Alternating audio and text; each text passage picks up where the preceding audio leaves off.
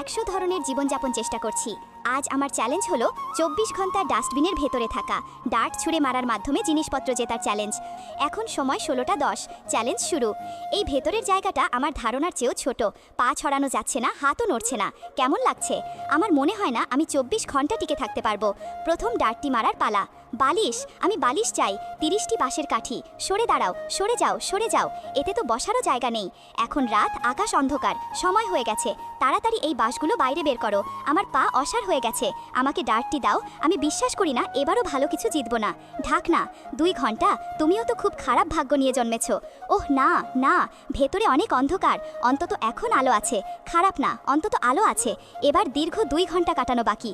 আমি মাত্র আধা ঘন্টা ছিলাম। মনে হচ্ছে ভেতরে গরম এবং ভ্যাপসা লাগছে। ভাইরা, একটু সান্ত্বনা পেতে একটি ছোট হৃদয় এঁকে দাও।